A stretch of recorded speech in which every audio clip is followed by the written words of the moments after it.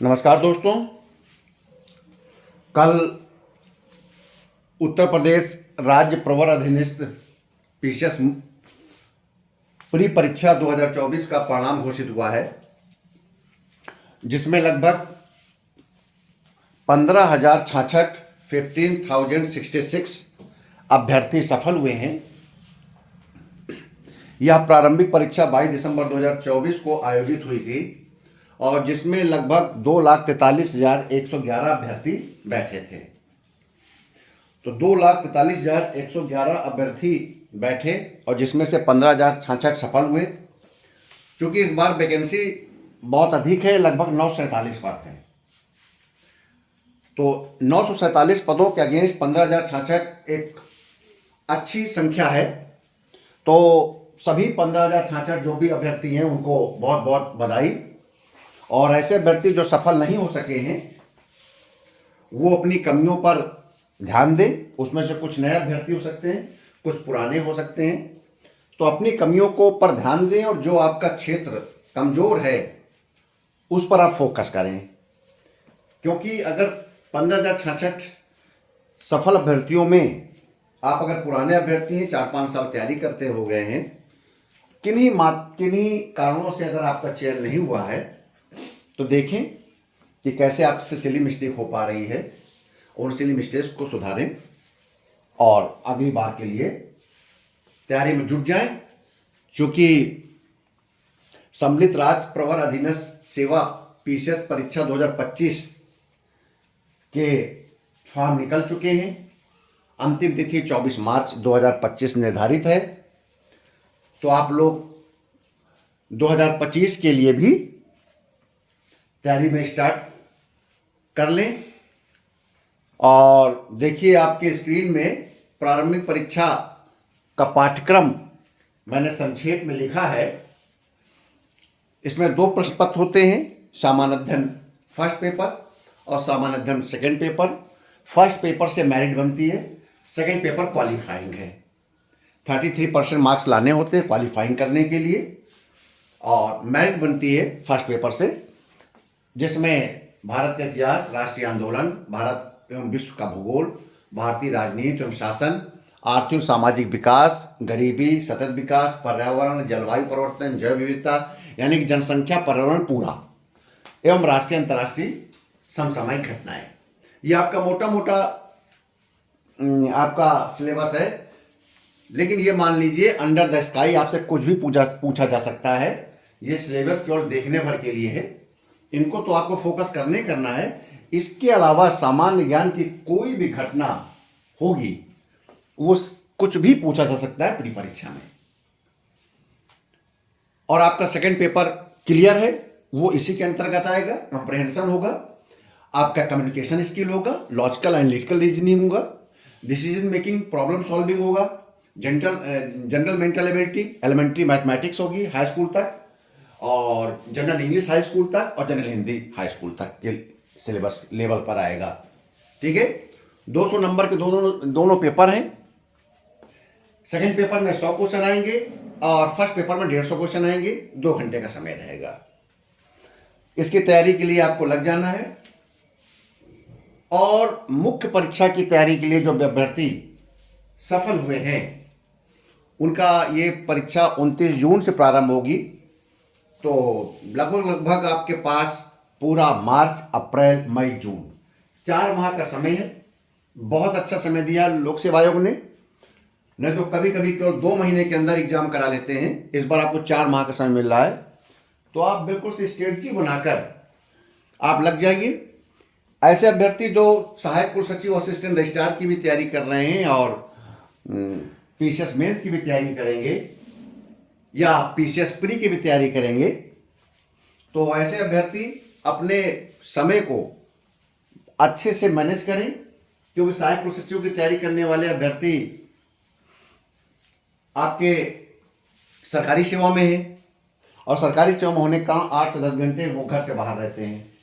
ऐसे दशा में मेरा तो मानना है कि ऐसे अभ्यर्थी जो कि सहायक कुल सचिव परीक्षा की तैयारी कर रहे हैं और मेंस भी क्वालिफाई कर गए हैं, उनको अवकाश ले लेना चाहिए कार्यालय से। अवकाश लेकर उनको तैयारी करनी चाहिए।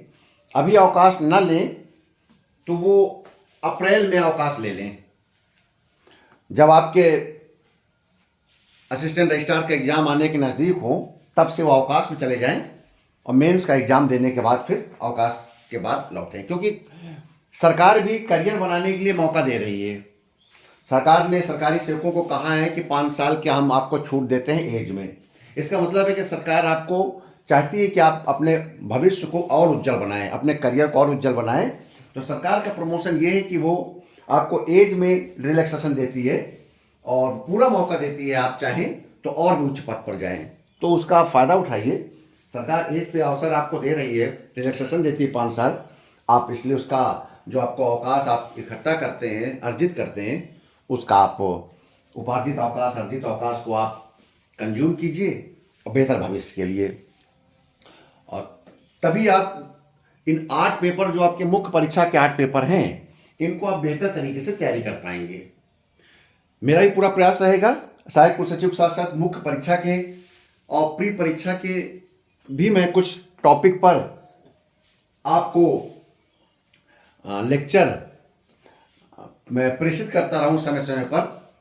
जैसे कि इतिहास है, संस्कृति है, स्वतंत्रता संघर्ष है, इस पर संविधान समसामयिकी घटनाएं, लोक प्रशासन सेकेंड पेपर में आएगा।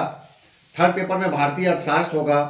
भारतीय अर्थशास्त्र में आपको केवल अर्थव्यवस्था ही नहीं बल्कि उसमें ह्यूमन डेवलपमेंट, जनसंख्या, आर्थिक डेवलपमेंट, सामाजिक डेवलपमेंट, गरीबी, बेरोजगारी, गरीबी का दुष्चक्र, इस प्रकार के प्रश्न बनते हैं भारतीय अर्थव्यवस्था में। इनसे संबंधित टॉपिक को अच्छे से तैयारी करिएगा। साइंस टेक्नोलॉजी में जितना भी मॉडर्न टेक्नोलॉजी है, जितना भी साइंस टेक्नोलॉजी में विकास हो रहा है देश में, स्पेस में, आपका प्रक्षेपास्त्र में, साइंस एंड टेक्नोलॉजी में, कंप्यूटर में, तो एडवांस टेक्नोलॉजी में, तो इन सब के बारे में आपको तैयारी रखनी होगी। आंतरिक सुरक्षा, आतंकवाद, नक्सलवाद, इन सब पर क्वेश्चन आता है। लिबरलाइजेशन, प्राइवेटाइजेशन, इन पर क्वेश्चन आएंगे। इसके अलावा आपका जो चौथा पेपर है वो है एथिक्स पर, सत्यनिष्ठा, नीतिशास्त्र, सिविल सेवा, शासन व्यवस्था, ईमानदारी।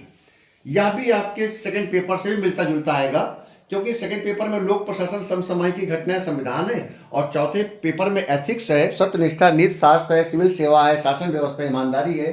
ये एक सिविल सर्विसेज में, लोक प्रशासन में पढ़ाया जाता है और ये कहीं न कहीं लोक प्रशासन से भी आपका जुड़ा हुआ टॉपिक रहेगा। इसके अलावा जो आपका 5वां और 6ठा पेपर है मेंस का, ये तो आपको पता ही है कि ये पूरी तरह से उत्तर प्रदेश आधारित है। तो इसमें उत्तर प्रदेश के आपका जो 5वां पेपर होगा उसमें आपके उत्तर प्रदेश का इतिहास आ जाएगा, संस्कृति आएगा, वास्तुकला आएगी, स्वतंत्रता संग्राम आएगा, ये सब चीज़ें। उत्तर प्रदेश की राज्य व्यवस्था आएगी, लोक सेवाएं आएंगी, स्थानीय स्वशासन आएगा, यानी कि पूरा लोक प्रशासन आएगा। लोक प्रशासन जो आप पढ़ते हैं तो उत्तर प्रदेश का लोक प्रशासन हो जाएगा। इसके अलावा आपके इकोनॉमिक्स में उत्तर प्रदेश का भूमि सुधार आ जाएगा, यहाँ की सुरक्षा से व्यवस्था से जुड़े हुए प्रश्न आएंगे, स्वास्थ्य, कानून व्यवस्था, शिक्षा प्रणाली, विकास, समसामयिकी घटनाएं उत्तर प्रदेश की, पर्यटन आएगा। और छठे पेपर में उत्तर प्रदेश का आर्थिक परिदृश्य आ जाएगा, कृषि आएगी, औद्योगिक विकास आएंगे, प्राकृतिक प्रदूषण, विज्ञान, मत्स्य। जो हिंदुस्तान की आपको सामान्य अध्ययन पढ़ना है वो आपको उत्तर प्रदेश के परिदृश्य में भी उन सब का पढ़ना है। तो 5वां और 6ठा पेपर आप जब भी अपने सामान्य अध्ययन को तैयार करें, प्री का तैयार करें या मेंस का तैयार करें, तो उत्तर प्रदेश को हर क्षेत्र में उत्तर प्रदेश की स्थिति पर जरूर आप अध्ययन कर लें। तो 6ठा और 7वां, 5वां और 6ठा पेपर सामान्य अध्ययन का ये आपका उत्तर प्रदेश रिलेटेड है। कुल 8 पेपर होंगे और ये 8 पेपर 1500 अंकों के आएंगे, 100 अंक का साक्षात्कार आएगा। क्योंकि आप मेंस की तैयारी देने के लिए तैयार हैं तो आपको इस सिलेबस के बारे में अच्छी समझ है।